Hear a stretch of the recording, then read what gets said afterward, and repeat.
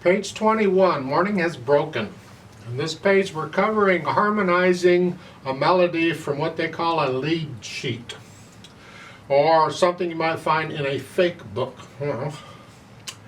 The idea is they give you the melody, they print that out, and then they give you the chords up above the staff, and you have to make up the accompaniment.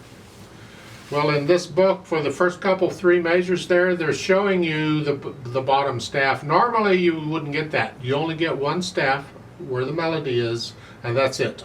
And the idea is you just make it up. The problem here is you gotta know the scales. You gotta know what keys, sharps, or flats are in the scale. You gotta know the chords, the names of the chords. So these letters above the staff, you gotta know what all those are. So there's all this theory junk that we've been working on in the past suddenly starts making some sense. Unfortunately, you haven't had everything that they're showing you, so we'll have to talk about it. So first off, make sure you can get the melody, because this fingering on this piece is not the easiest. And there's different fingerings, but we're just going to stick with fingering in the book for now. You can alter it on your own if you want to. But 3/4 time, and it's here. 3, 1. Connect these. You should be.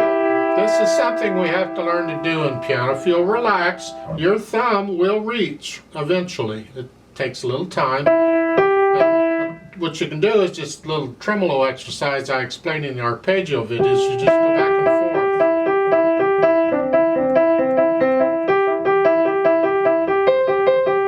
forth. Between the notes involved, you're just doing that. This helps your muscle memory get in there, and just stay relaxed. Don't get tense. If you start to get tense, shake it out. Relax. So again, 1, 3, 1. And then, you know, dotted half note gets 3 counts because it's the same as 3 quarter notes. And I leave it up to you. You need to know the names of these notes. If you don't, go back to book 1. Lift up here and second finger and thumb. So you're going from here to here, thumb. Here, thumb down, and then lift up, second finger again, and then scrunch up. This is the 4th measure of the 2nd line. Up here, thumb on G, come across, and then lift up again. You don't have to do that. You can use 3rd finger here, but make sure you put a thumb on that D. That's what it is. And then 3rd finger on the E. So make sure you got this melody down fairly well so you don't have to think about it too much, because we're going to have to spend a lot of time concentrating on the chords and the accompaniment, because we got to make it up. So here, let's just go over the chords first. At the above, we start out with a C chord. There's no chord given for the 1st measure. So, okay, fine. We don't do a chord there. Second measure, we have a C. That's C chord. C major chord. Generally, when it's a major chord, we just leave out the word major. It's understood. A C chord is a major chord. C major. Yeah. C chord. Next one is a D minor chord. That's what the little M stands for. That's here. Now to keep it simple, because they've got minors in here too, I'm just telling you, in this arrangement, in this piece, all we're doing are the white keys. So your chords, just play the chord, the name of the chord, but stick to the white keys. You're fine. So it's C chord, then the D chord, D minor, and then the G chord up here. That doesn't matter where you play it. You can play it down here. It's up to you. You're improvising. And then an F chord, then a C chord, and then the NC stands for no chord. That means you're resting. They didn't do an NC in the 1st measure. They could have, but no chord. Don't play anything there. And then the next one is E minor. It's here. Just build a chord on E and use only the white keys. That's fine. A minor, C, G. I think we've pretty much got everything. The only problem is in the 2nd line, in the middle, you see the A minor chord is here, followed by a D. That should be a D minor. There should be a little M after that D. So it's a D. So just take a pencil and write in a little M after that. Because if it were a D major chord, you got this. I don't think that's what they want. It might be what they want, but let's just do D minor. Let's stick with the white keys here. And then the G and go on from there. Then you would try to put them together. And the idea here isn't to perform it now. We just want to hear the harmony. That's all. So it's here, here, and then the next one is here. And then we want that G chord is here. Now an F chord, and a C chord, and then no chord. Now an E minor, and an A minor. You can go down if you want. And then a C chord, and a G chord. You have to go down here, there isn't room here. And then the next line, we're going to C chord, F chord, another F chord. So stick with the same chord until they give you something else. So another F chord. And then a C chord. Now A minor. There isn't room up here, I went down. And then the D chord. That could be a D major chord there. I don't know for sure what they want there. It's up to you. But a D major using the black key and a D minor using that. So I'm going to leave it up to you whether you do a D major or D minor there. I can't tell you one way or the other is correct. And now a G chord. I know that sounds weird, but that's what it is. An F, and then a G, go down, and then a C.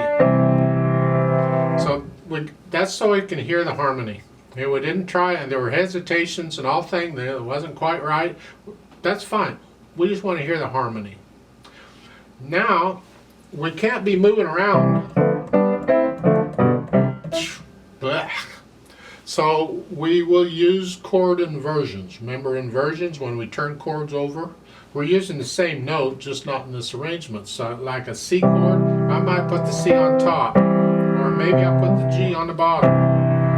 It's still a C chord, it's just inversion. So we use inversions so we don't have to move the left hand around so much. So try that. So we're starting out, we can start out with a regular C chord, it's fine, and then the D minor is right next to it, so that's fine.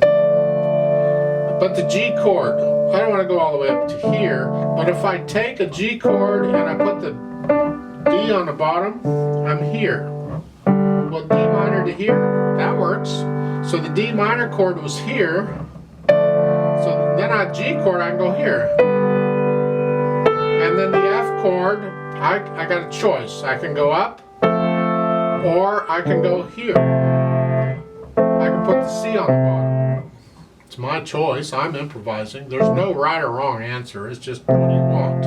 So it's G is here. This works out nicely because the next chord is a C, and that way you're there almost. And then no chord, and then an E minor chord. If that's what you want, you can also go to here because you were here, and that's E minor. Depends on what you think sounds better. I like that. And then A minor is here. A minor, I put this here, I put the E on the bottom. And then C, I can do here, because that's a C chord, the C is on top. You got to get off the C if you do that though, because the melody needs that note. Or maybe I want this C. See, there's different ways of doing this. And so you work it out on all these inversions to what you want, and it doesn't have to be the same every time. You can try different inversions in different places and whatever. That's what improvising, you're just experimenting and exploring the possibilities. Now in the bottom one, you're doing the same thing, except now you're breaking the chords up. You're not playing blocked chords, whatever. Now we're breaking them up into broken chords. The pattern they show is bottom, middle, top. That's just one of many, many, many different patterns you can have for broken chords, and it's entirely up to you, and you don't have to use the same pattern throughout. You can alter it. So now we explore it further. We're going to play the G,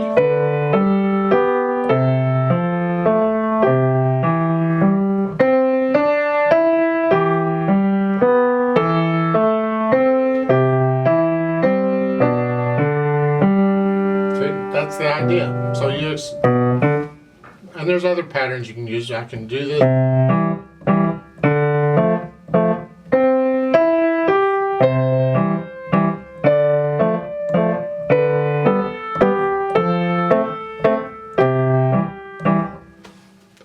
It's whatever your imagination wants to do. It's entirely up to you.